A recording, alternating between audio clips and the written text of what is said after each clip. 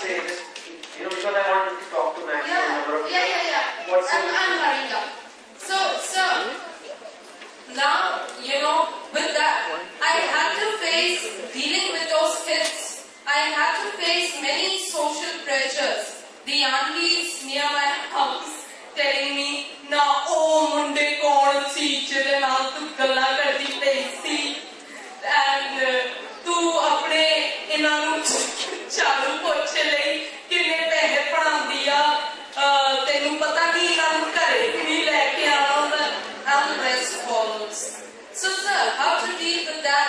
Those social confines that, all ladies, especially girls, they are enveloped with. And sir, while I was giving those kids a demo session, a group of guys on motorcycles, passing by, they misbehaved with me. They shouted, they hooted. I mean, that is not done. They being men, they have no right to demean a woman. Okay. Yeah. Okay, I'm sorry. This is something very passionate about, and I think you will find resistance, right? You will find resistance to it. And there is a culture in the country which needs to slowly change, and you faced it in your setting, I face it every day. Whenever I write something, let's say I write a column, 100% people don't agree with it. Some do, some don't. So but in my case, lakhs of people read it. So even if 10% people don't like it, that's 10,000 people who are literally, quite angry with me or upset with me. And I think you believe in yourself, and once my yoga teacher used to say that, be like the lotus at home in the muddy waters. There is a lot of mud around us, there is a lot of muck around us. But you have to be lotus. You just try to visualize that and say, I am going to do this because my intention is pure. Because I cannot predict what somebody else might say or do. So that's all. Well, next. Thank you so much. Now the second question. This is Dr. Patsyan. And the question is regarding, you told about the term of innovation. But unfortunately in India, is a culture of manipulation. So like during the license Raj or during the 90s, there was a culture of manipulation, and the majority of the industries that stand today in India are headed by those people who manipulated the law. So what is the take on manipulation, and does it lead to corruption, or does it encourage corruption? Yeah, I think you're right. True innovation. We have this term in India called Jugaad. So we think it's very innovative to do Jugaad. But actually it is long-term harmful. Because while sometimes it's okay to adjust, but it leads to a lot of mediocrity. By definition, Jugaad means shortcut. Does it encourage corruption also? Yeah, so Jugaad can mean compromising on certain principles, compromising on things, and maybe it gets the job done for you. And it's almost impossible to survive in India today because of the culture has become that, right, of Jugaad. But it also means that you will never excel as a society, you will never become a very rich country, you will always remain mediocre in every area. And those who have not, and maybe some people benefited from that manipulation or nepotism and things like that. But sooner or later, societies do change. And as the markets open up, the government will have to open up the country because they have no choice. They may say few companies will come. Ultimately, they'll have to allow a free market here, more and more companies. So there is two ways of winning. There is a way of winning by innovation also, there is a way of winning by manipulation also. So I think long term, for the future generations, innovation is a better bet. Because that manipulation, that shortcuts, someone else may do it better than you. Someone else may give a better price than you, and then you won't be able to compete. How to compete on that? But if you have truly got something innovative today in this country, there are many people who have won the game by just being innovative. I agree with you that it's hard. You face a lot of problems here. People also copy stuff.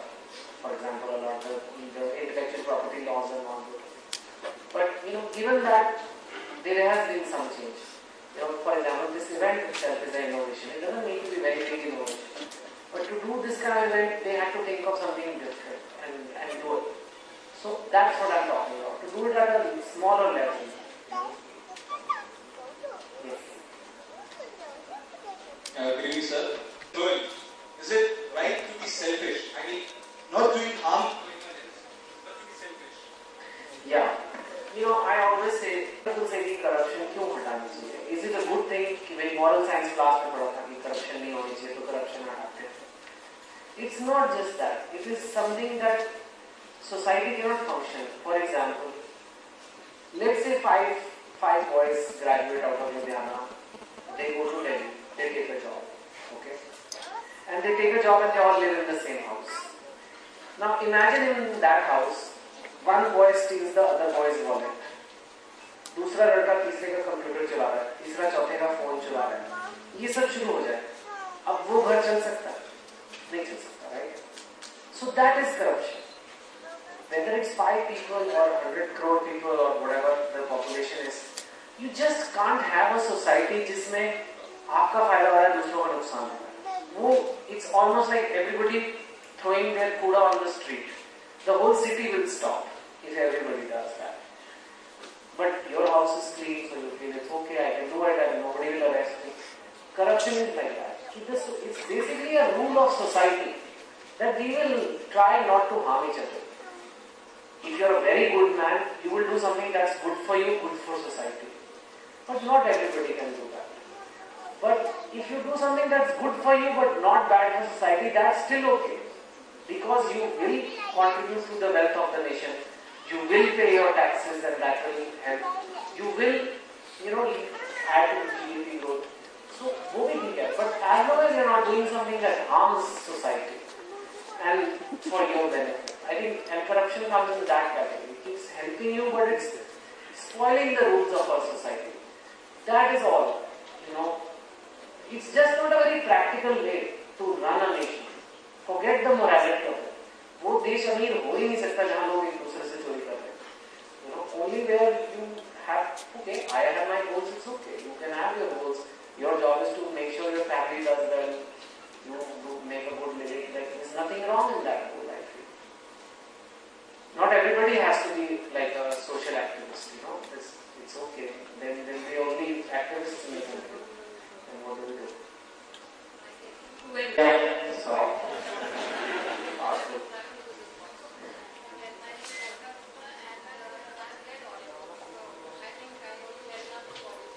Yeah, everybody should call me Chetan only. That is so.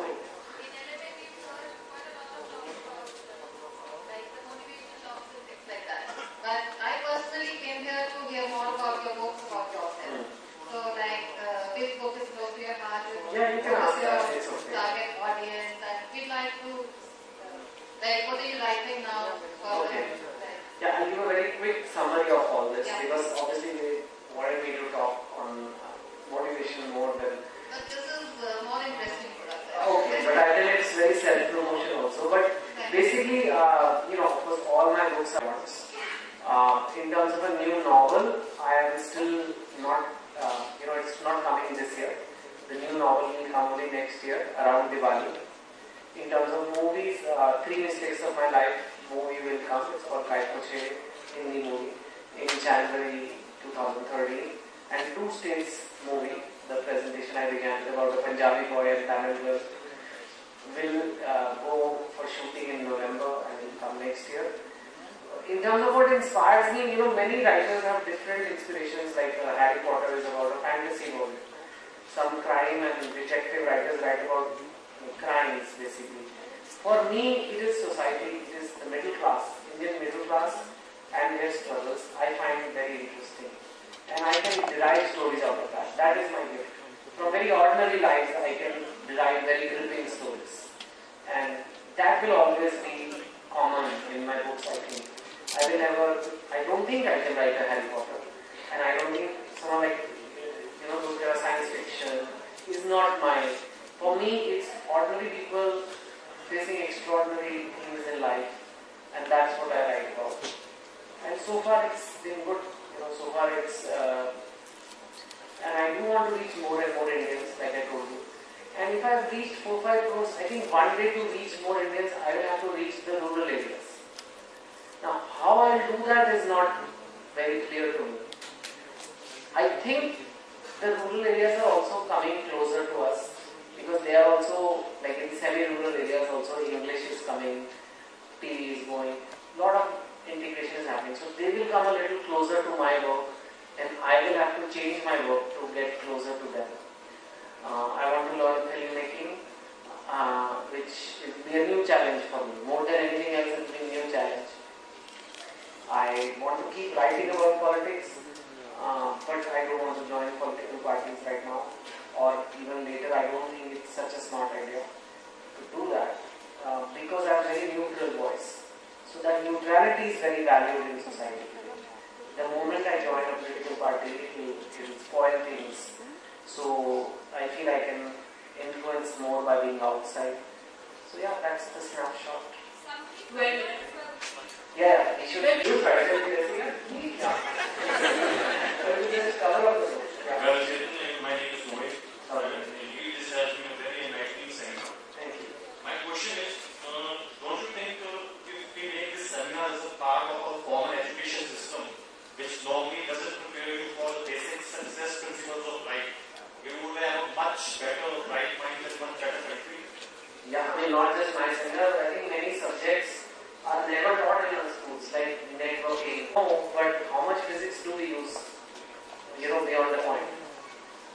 But that requires people who are sitting in policy making or making, and I have mentioned this, the world has changed so much in the last 30 years. But has the course materials changed with the same rate? No, they're still teaching the same things. So I agree with you. But वो तो जब system बदलेगा सब बदलेगा, but keep enriching yourself. Doesn't mean that you have to come and attend seminars. There is stuff available on internet, articles come in the paper, books come. Motivation is something, it's like taking a bath, Today you felt very good, little bit motivated. You met me, it's nice. But tomorrow I won't be there. And in a week's time, daily rut of life will come and you will again forget. And why it's saying like a bath is, you take a bath every day, you feel fresh. So you take a bath every day and keep doing that. Motivation is something, if you feel that you need it, get something every day.